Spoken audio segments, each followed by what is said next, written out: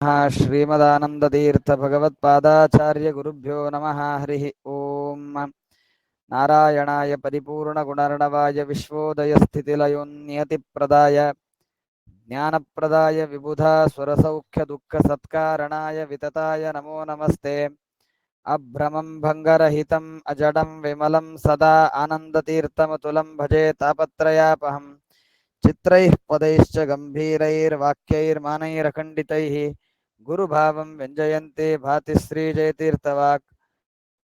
नौमिन्याय सुधाधिकृज्जयमुनीन् श्रीपादराट्सन्मणिन् व्यासार्यान् विविधागमाब्धिविहरान् श्रीवादिराजानपि वन्देऽहं सवरान् रघूत्तमगुरुन् वैदग्ध्यवारां निधीन् श्रीसत्यव्रतराघवेन्द्रमुनिपान् सद्बोधसद्ध्यानपान् विद्यायां विबुधाचार्यं वेदज्ञानाब्धिचन्दिरं दुर्मतध्वान्तमार्तण्डं सत्यध्यानमुनिं भजे।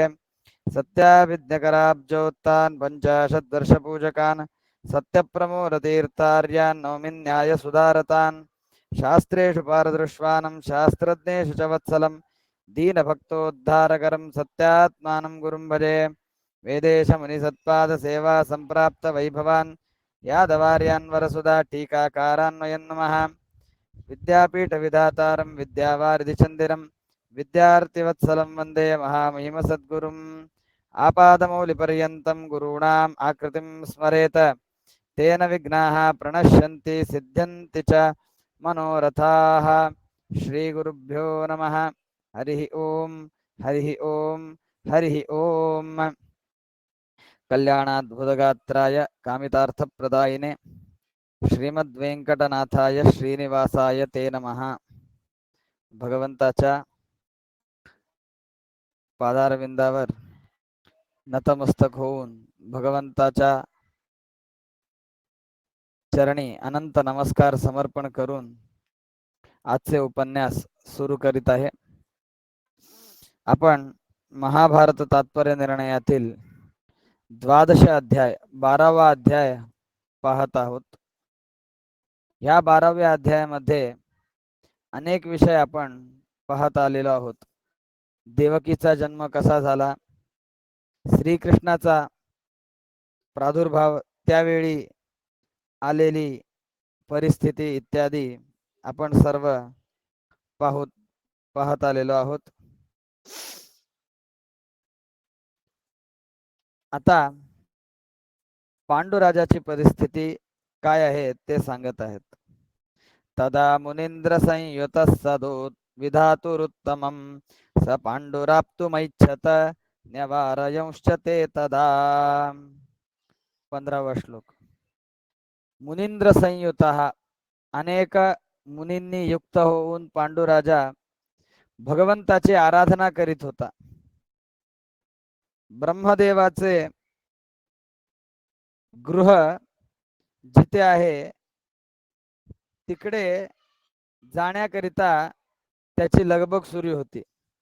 अर्थात पांडुराजा योग सामर्थ्याने देहत्याग करू इच्छित होता। स पांडुराप्तुमैच्छत, त्याचे मूल रूपामध्ये तो जिथे राहून साधना करतो अशा ब्रह्मदेवाच्या सदनी परत जाण्याची त्याची इच्छा होती। त्याकरिता योग सामर्थ्याने मी हा देह परित्याग करीन असे तो सर्व मुनींना सांगत होता। त्यावेळी मुनी मात्र म्हणाले, तू असे करू शकणार नाहीस, आम्ही तुला अशी परवानगी देणार नाही। आत्म परित्याग करणे ही एक मोठी चुकीची गोष्ट आहे। भगवंताने आपल्याला दिलेला जो देह आहे तो खूप खूप साधन करून घेण्याकरिता दिलेला देह आहे। या देहामध्ये राहून आपण भगवत प्राप्ती करू शकतो। दुसऱ्या कुठल्याही देहामध्ये आपण जे करू शकणार नाही ते आपण ह्या देहामार्फत करून घेऊ शकतो। आपण पशु झालो, आपण वृक्ष रूपाने जन्माला आलो, आपण पक्षी रूपाने जन्माला आलो, तर आपलं जीवन काय असेल? आहार निद्रा भयमैथुनंच समानमेतत् पशुभिर्नराणाम। इकडे तिकडे फिरणे, पोटा पाण्याची व्यवस्था करणे हेच आपले फक्त जीवन बाकीच्या देहामध्ये असते. परंतु ह्या जन्मामध्ये असलेला विशेष म्हणजे भगवत प्राप्ती साधना. याकरिताच सांगतात भागवतामध्ये, ब्रह्मावबोधधिषणम उदमापदेवः. ब्रह्मदेवाने अनेक प्रकारची सृष्टी केली. ब्रह्मदेवाने झाडांना बनवलं, ब्रह्मदेवाने माकडांना बनवलं, ब्रह्मदेवाने सिंहांना बनवलं, घोडे बनवले, ससा बनवला, अनेक पशु पक्षी सर्व काही निर्माण केले. ते सर्व काही भगवंताला दाखवलं तेव्हा भगवंताला आनंद झाला. भगवंताने थोडे स्मितहास्य केले, छान आहे, तुझे काम चांगले आहे. त्यानंतर जेव्हा ब्रह्मदेवाने हा मनुष्य देह बनवला तेव्हा मात्र भगवंताला खूप खूप आनंद झाला. ब्रह्मदेवाची जी सृष्टी आहे, ब्रह्मदेवाने सृजिलेले जे जे पदार्थ आहेत त्या पदार्थांना पाहून भगवंताला आनंद झाला.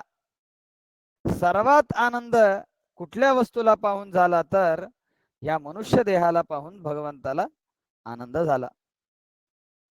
म्हणजे भगवंत सांगतो, इतर कुठल्याही देहांमध्ये राहून मोक्ष प्राप्ती साधन अशक्य आहे, असंभावित आहे.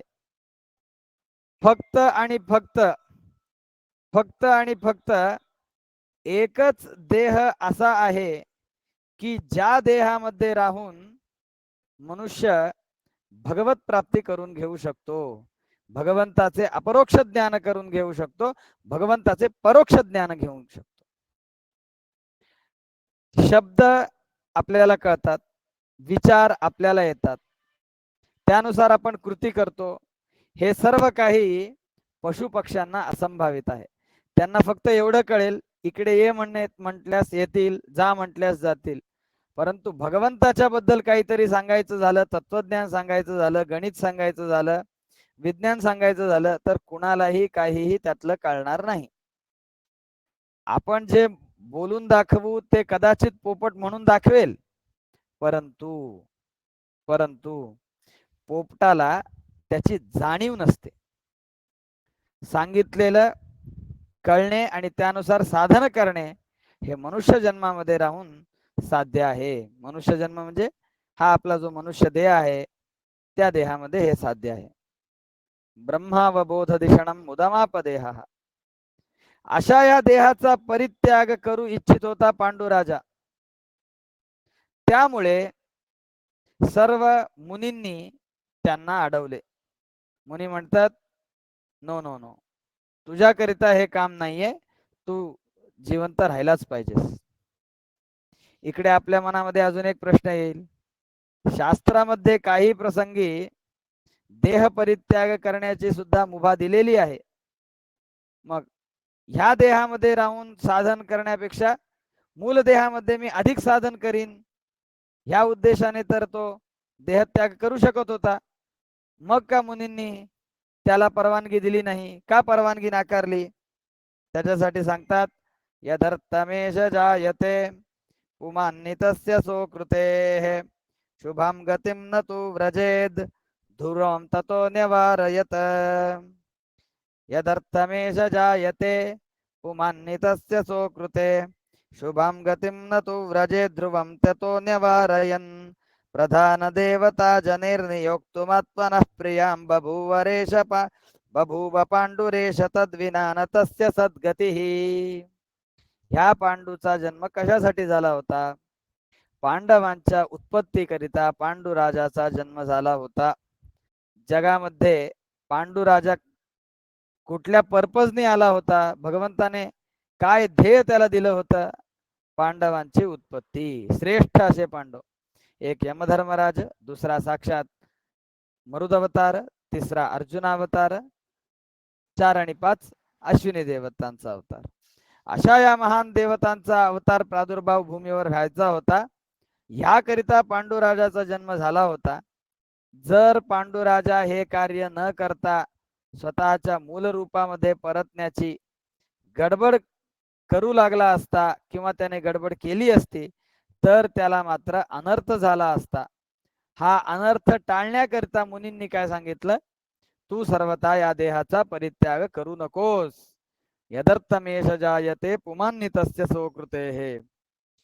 हे जे सेंटेन्स आहे, हे जे वचन आहे, हे अत्यंत महत्वपूर्ण वचन आहे.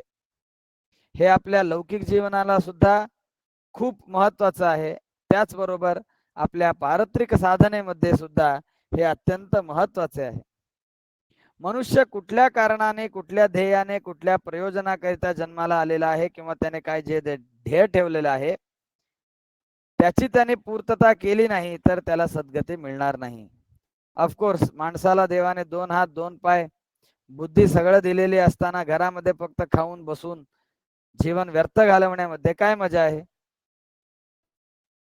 त्यामुळे हे जे सेंटेन्स आहे ते अत्यंत माणसाला प्रोत्साहन देणारं सेंटेन्स आहे, वचन आहे. यदर्थमेष जायते. प्रत्येक मनुष्याने आपलं ध्येय ठरवायला हवं. माझा जन्म कशासाठी, मी कोण, काय, हे जर मनुष्याने जाणलं तर नक्कीच त्याच्या जीवनामध्ये खूप फरक पडेल. मात्सर्य, ईर्ष्या, द्वेष हे सर्व आपण अनेक जन्मामध्ये करत आलेलोच आहोत आणि करतो सुद्धा. प्राण्यांमध्ये हे दुर्गुण नाही आहेत काय, आहेतच. मग आपल्यात आणि त्यांच्यामध्ये काहीतरी फरक असायला हवा, तर आपण योग्य रीतीने वर्तन करायला हवे. त्यामुळे सांगतात यदर्थमेष जायते पुमान्नि तस्य सोकृते शुभाम गतिम नतु व्रजेत ध्रुवम ततो निवारयन. त्यामुळे पांडुराजाला देव सुद्धा त्याला योग्य गती देणार नव्हता जर त्याने दिलेलं कार्य अपुरं सोडलं असतं तर. त्यामुळे प्रत्येक मनुष्याचं हेच कर्तव्य आहे की आपण कशाला जन्माला आलेलो आहोत हे आधी जाणून घ्यायला पाहिजे, त्यानंतर त्या ध्येयाकरिता प्रयत्न करायला हवा. अनेक वेळा, कित्येक वेळा काय होतं म्हणजे आपण कशाला जन्माला आलेलो आहोत हेच आपल्याला कळत नाही. त्यामुळे मनुष्य भरकटत जातो. जशी नाव एखादी समुद्रामध्ये भरकटत जाते, दिव्यात सिग्नल जो असतो तो सिग्नल तुटला तर नाव किंवा हवाई जहाज जसं भरकटत जातं तसं मनुष्याचं जीवन संपूर्ण भरकटतं. जेव्हा जाग येते तेव्हा मात्र खूप विलंब झालेला असतो. त्यामुळे आपण कोण आहोत हे आधी आपण जाणायला हवं आणि आपला जन्म कशासाठी आहे हे शास्त्रानुसार आपण जाणून घ्यायला हवं. शास्त्र सांगतं जायस्व ज्ञानमाप्नुहि. जा ज्ञानाची प्राप्ती कर. ज्ञानाची प्राप्ती कर म्हणजे भगवत ज्ञानाची प्राप्ती कर. जो भगवंत जगापेक्षा वेगळा आहे, जो भगवंत अलौकिक आहे, अद्भुत आहे, अत्याश्चर्यतम आहे, जो भगवंत तुला तुझ्या सुखापर्यंत पोहोचवू शकतो, जो भगवंत तुला कायमच्या दुःखापासून मुक्त करू शकतो, अशा त्या भगवंताला जाणून घे. जायस्व ज्ञानमाप्नुहि. जा, जो मुख्य प्राण तुला भगवंतापर्यंत घेऊन जाऊ शकतो, जो भगवंत, जो मुख्य प्राण तुला श्वासोच्छ्वास तुझ्याकडून करवून जिवंत ठेवून तुला भगवंताची प्राप्ती करून देऊ शकतो, जो मुख्य प्राण तुझ्याकरिता दीनम दूनम मनातम शरणागतम एनम उद्धर अशी प्रार्थना करतो, अशा त्या मुख्य प्राणाला जाणून घे. जे देवता तुझ्यामध्ये राहून सतत प्रेरणा करून तत्वाभिमानी देवता बनून तुला अनुग्रह करतात, अशा त्या देवतांना जाणून घे. जे गुरु तुला उपदेश करून भगवत तत्वाचे ज्ञान देतात, अशा त्या गुरूंना जाणून घे. जायस्व ज्ञानम आपनुही. हा खरोखर वास्तविक मनुष्य जन्माचा उद्देश आहे. हा उद्देश आपण जर व्यवस्थितपणे समजून घेतला तर आपल्या जीवनामध्ये खूप फरक पडेल. नाहीतर आपले सुद्धा हे जीवन पैसे कमावणे, 2 घास खाणे, 4 वेळा बाहेर जाणे, 5 वेळा खाणे पिणे इत्यादींमध्येच व्यर्थ होऊन जाईल. त्यामुळे ज्या कारणाने भगवंताला आनंद झाला, कारण ज्ञान ह्या देहामध्ये मिळवू शकतो असे भगवंत म्हणून आनंदित होतात. त्यामुळे त्या ज्ञानप्राप्तीकरिता आपणही आपल्या योग्यतेनुसार अवश्य प्रयत्न करायला हवा. ह्याच उद्देशाने आपल्या सत्यपराक्रम विद्यालयामार्फत हे प्रवचन सत्र वगैरे चालू आहे. त्यामुळे अवश्य ह्या सर्वांचा सर्वांनी लाभ घ्यावा. अतोन्यथा सुतांद्रते व्रजंती सद्गतिं नरा यतैव धर्मभूषणो जगाम संध्यका सुतः.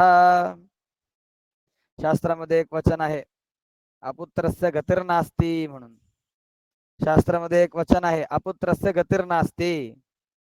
ज्याला पुत्र नाहीत त्याला सद्गती होत नाही असं सांगितलेलं आहे. मग पांडुराजाला म्हणतात, बघ सध्या तरी तुला एकही पुत्र नाही, त्यामुळे तुला सद्गती होणार नाही, त्यामुळे तू भूमीवर राहायलाच हवं. वास्तविक पाहता ह्या वचनाचा आपण थोडा अर्थ जाणून घ्यायला. वरवर पाहता काय वाटतं, अपुत्रस्य गतिर्नास्ती, ज्याला पुत्र नाही त्याला सद्गती होणार नाही. वर पाहता ह्याचा अर्थ एवढाच आहे. पण खरोखर एवढाच अर्थ वेद सांगता आहे काय? आपण हे वचन ऐकतो तेव्हा थोडंफार आपल्याला संस्कृत वगैरे येतं, आपण एवढा अर्थ करून मोकळा होतो. पण वास्तविकपणे ह्या वचनाचा अर्थ काय? पुत्र कोणाला म्हणतात? पुन नामक नरकात त्रायते इति पुत्र. पुम नामक नरक आहे, त्या नरकामध्ये जाण्यापासून जो वाचवतो त्याला पुत्र म्हणतात. मनुष्य मेल्यानंतर त्याचं श्राद्ध त्याचे पुत्र करतात. श्राद्ध त्याचं नीट व्यवस्थित होत गेलं तर पुन नामक नरकापासून मनुष्य वाचतो. त्यामुळे हा पुत्र पुढे जाऊन श्राद्ध करेन, त्यामुळे आपल्याला पुन नामक नरक होणार नाही. त्यामुळे ह्याला काय म्हणतात? पुत्र म्हणतात. पण पुन नामक नरकापासून रक्षण करणारा मुख्य व्यक्ती कोण, हे आपण आधी शोधायला पाहिजे. हा जो आपला पुत्र आहे, लौकिक रूपामध्ये जन्मलेला पुत्र आहे, तो आपल्याला मुख्य नरकापासून वाचवणारा आहे काय? सर्वथा नाही. आपल्याला मुख्य नरकातून वाचवणारा कोण आहे? तर भगवंत आहे. आपल्याला खरा पुत्र कोण? पुत्र म्हणजे भगवंत. पुन्नामक नरकापासून रक्षण करणारा महाव्यक्ती म्हणजे भगवंत. जर आपण त्या भगवंताला व्यवस्थित जाणून घेतलं तर ऑफकोर्स भगवंताच्या अनुग्रहाने आपल्याला सर्व काही मंगलच होईल. पुत्र नसेल तरी सुद्धा भगवंताचा अनुग्रह असेल तर 100% तो व्यक्ती पुन्नामक नरकातून रक्षित होईलच. त्यामुळे अपुत्रस्य गतिर्नास्ती एवढं हे वचन ऐकून मला मुलगा काय ते पुत्र संतान झालं नाही म्हणून दुःख मानत बसण्यामध्ये अर्थ नाहीये. शास्त्र सांगतं खरा पुत्र म्हणजे भगवंत, कारण तोच आपल्याला स्वतःचा अनुग्रहाने पुन्नामक नरकातून रक्षण करतो. त्यामुळे या वचनांचा आपण व्यवस्थित अर्थ ज्ञान करून घ्यायला पाहिजे. अतोन्यथा सुतांद्रते व्रजंती सद्गतिं नरा यथैव धर्मभूषणो जगाम संध्यका सुतः. याच्यासाठी एक कथा सांगतात. पुत्र नसताना देखील सद्गती होते, ह्याच्याकरिता श्रीमदाचार्य एक दृष्टांत सांगतात. ह्या सर्व गोष्टी ज्या आहेत त्या अत्यंत व्यवस्थितपणे जाणून घ्यायला हव्यात. खूप महत्त्वाच्या असतात. सामाजिक भान सुद्धा आपल्याला ह्या प्रसंगी अवश्य असायला हवं.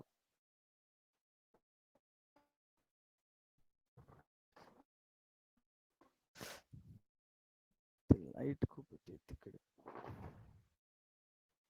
अत्यंत महत्त्वाचा प्रसंग आहे. अनेक वेळा अनेक वेळा भ्रूण हत्या होतात. स्त्री गर्भ आहे हे जाणून अनेक वेळा भ्रूण हत्या होतात. त्या प्रसंगी पुत्र नाही म्हणून काढून टाकण्यात येतं. हे कृत्य जे करतात त्याला दोषी मानायचं. पण हे कृत्य ते का करतात, तर हे शास्त्राने सांगितलंय अपुत्रस्य गतिर् नास्ति. पुत्र नाही तर गती होणार नाही, मग मुलींना घेऊन काय करायचं म्हणून मारून टाकतात. शास्त्राचा दोष आहे असे अनेक जण सांगतात. वास्तविकपणे शास्त्र काय सांगतं हे आपण जाणूनच घेत नाही. अपुत्रस्य गतिर् नास्ति आपल्याला जेवढा अर्थ होतो तेवढा आपण लावतो. चूक कोणाची, शास्त्राची का आपली? अर्धवट ज्ञान जे आहे ते मनुष्याला फार भयानक आणि प्रचंड संकटाकडे घेऊन जाते. शास्त्रामध्ये स्पष्टपणे श्रीमंत मध्वाचार्यजी सांगत आहेत, अपुत्रस्य गतिर् नास्ति असं नाहीये. अपुत्रस्य गतिर् नास्ति असं नाहीये. अरे मग असं नसेल तर पांडुराजाला देहत्याग करायला द्यायला पाहिजे होता मुनींनी. त्याच्यासाठी श्रीमदाचार्यजी तात्पर्य निर्णयामध्ये निर्णय देत आहेत. होय, पांडुराजाला सद्गती होणार नव्हती का, तर पांडुराजाला जन्म देतानाच भगवंताने त्याला सांगून पाठवलेलं होतं, तू पांडवांच्या जन्माकरिता मुख्य तो जन्माला आलेला आहेस. त्यामुळे तो कार्य हे कार्य न करता तो मृत्युमुखी पडला असता अथवा योग सामर्थ्याने त्याने तो देह ठेवला असता तर त्याला सद्गती होणार नव्हती. बाकीच्यांना काही देवाने असं सांगून पाठवलंय? अजिबात नाही. सर्वांना बाकीच्यांना काय ध्येय देऊन पाठवतोय भगवंत? जायस्व ज्ञानमाप्नुहि. त्यामुळे आपण व्यवस्थित लक्षात ठेवायला हवं, भगवंत आपल्याला भूमीवर पाठवतो काय ध्येय देऊन पाठवतोय? ज्ञानाची प्राप्ती करून घे. तुझ्या तुझ्या योग्यतेनुसार, तुझ्या तुझ्या सामर्थ्यानुसार तुला जे जे गुरु मिळतील त्यानुसार, त्या त्या देश काळानुसार ज्ञानाची प्राप्ती करून घे. ज्ञानाची प्राप्ती करून घे. आपण हे सर्व अत्यंत सोयीस्करपणे विसरून जातो किंवा आपण ह्याच्याकडे पाहत सुद्धा नाही. अपुत्रस्य गतिर् नास्ति हे एखादं लक्षात ठेवायचं. आणि जे नसते उठा ठेव मनुष्य करत जातो त्याला त्याच्या अज्ञानाला दोष देण्याऐवजी शास्त्राला दोष देत जातो. त्यामुळे मध्वाचार्यजी अत्यंत स्पष्टपणे सांगत आहेत, अपुत्रस्य गतिर् नास्ति असं असल्यामुळे पांडुराजाला त्यांनी देहत्याग करण्यापासून रोखलं असं सर्वथा नाहीये. त्याचा ध्येय, त्याला दिलेलं कार्य वेगळं होतं. त्यामुळे त्याला योग सामर्थ्याने देह परित्याग करू नकोस असं मुनींनी सांगितलंय. म्हणूनच अतोन्यता सुतांद्रते व्रजंती सद्गतीम नरा यथैव धर्मभूषण जगाम संध्यका सुतः. याला एक दृष्टांत देतात श्रीमद आनंद तीर्थ भगवत्पादाचार्य. पुत्र नसेल तर सद्गती होत नाही असं काही नाही म्हणतात. रुक्मांगद नावाचा राजा होता. त्या रुक्मांगद राजाने स्वतःच्या राज्यामध्ये एकादशी व्रत सर्वांनी परिपालन करावे अशी आज्ञा दिली. दवंडी पिटवली, सर्वत्र वार्ता गेल्या, कंपल्सरी. जसं शासनाकडून एखादा आदेश येतं आणि आपण त्या सर्व आदेशांचं पालन करतो. एकाएकी शास्त्रामध्ये आदेश आला, शासनाने आदेश दिले, उद्यापासून 2000 काय ते 1000च्या आणि 500च्या नोटा बंद होतील. मग काय, आपण घरात असलेल्या सर्व नोटा बँकेमध्ये भरल्या. शासनाचा आदेश आपण पाळतो. त्यानुसार एकादशी व्रत जे आहे ते सर्वांनी करायला हवं अशी त्याने दवंडी पिटवली आणि राज्यातील प्रजेने एकादशी व्रत सुरू केले. प्रचंड महा मोठा राजा होता. सर्वत्र एकादशी व्रत अत्यंत नेमाने निष्ठेने चालू लागलं. एकादशी व्रत न करणारा व्यक्तीच कोणी नव्हता. त्यामुळे पापी लोक कोणीही नव्हते. त्यामुळे नरके ओस पडू लागली. त्यामुळे दुष्टांनाही नरक प्राप्ती व्हावी इत्यादी कारणाने भगवंताने काय केलं, ह्या रुक्मांगदालाच थोडं डायव्हर्ट करूयात म्हणून मोहिनीला पाठवलं. मग त्या रुक्मांगदाने मोहिनीसह विवाह करण्याचे ठरवले. पण मोहिनीने मात्र एक अट घातली, तू जर एकादशीचा व्रत सोडशील तर मी तुझ्याशी विवाह करेन, किंवा तुझ्या पुत्राचा तू शिरच्छेद करावास म्हणजे मी तुझ्याशी लग्न करेन. रुक्मांगदाची निजपत्नी संध्यावळी, त्या संध्यावळीचा पुत्र धर्मभूषण, तो धर्मभूषण स्वतःहून पुढे येऊन म्हणतो, एकादशी व्रताचा परित्याग सर्वथा करू नका, माझा तुम्ही अवश्य परित्याग करा. म्हणून योग सामर्थ्याने त्या धर्मभूषणाने स्वतःच्या देहाचा परित्याग केला. मग त्या धर्मभूषणाला कोण पुत्र होता का? नव्हता. परंतु त्या धर्मभूषणाला भगवंतावर अत्यंत भक्ती असल्यामुळे, भगवत ज्ञान त्याला असल्यामुळे त्याला मोक्ष प्राप्ती होते. ह्याच्याने आपल्याला काय कळून येतं, अपुत्रस्य गतिर् नास्ती. या वाक्याचा खरा अर्थ म्हणजे पुन्नामक नरकातून रक्षण करण्याला आपल्यासाठी कोणीतरी हवा, तो व्यक्ती म्हणजे भगवंत. त्यामुळे या शास्त्रांचा व्यवस्थित अर्थ आपण लक्षात घ्यायला हवा. अशा प्रकारे ह्या पांडुराजाला योग सामर्थ्याने देह परित्याग करण्यापासून सर्वांनी वाचविले. हा संदेश आपण व्यवस्थित लक्षात ठेवूया. आजच्या उपन्यासामध्ये दोन महत्वाचे विषय आले. एक तर अपुत्रस्य गतिर्नास्ते या वाक्याचा नैज अर्थ काय तो आपण पाहिला, आणि दुसरा म्हणजे आपल्या डे टू डे लाईफ मध्ये उपयोगी पडणारं तत्व म्हणजे यदर्थमेष जायते पुमान्हितस्य सुकृते शुभाम गतिम नतु व्रजेत. मनुष्य कुठल्या प्रयोजनाकरिता जन्माला आलेला आहे ते काम न करता जर अर्धवट सोडून गेला तर त्याला सद्गती होत नाही. आपल्याला भगवंताचे तत्वज्ञान जाणण्याकरिता पाठवलेलं आहे. भगवंताने शास्त्राचं अध्ययन करण्याकरिता पाठवलेलं आहे. त्यामुळे आपण सर्वांनी भगवंताच्या ज्या आज्ञा आहेत त्या योग्य रीतीने पाळायला हव्यात. घरामध्ये देवाची पूजा करायला पाहिजे, मंदिर इत्यादींमध्ये जाऊन भगवंताचं दर्शन घ्यायला पाहिजे, योग्य वेळी संध्या करायला पाहिजे. संध्यावंदना, ब्रह्मयज्ञ इत्यादी सर्व कार्ये करत, भगवंताची सेवा करत आपण भगवंताला संतुष्ट करण्याचा प्रयत्न केला पाहिजे.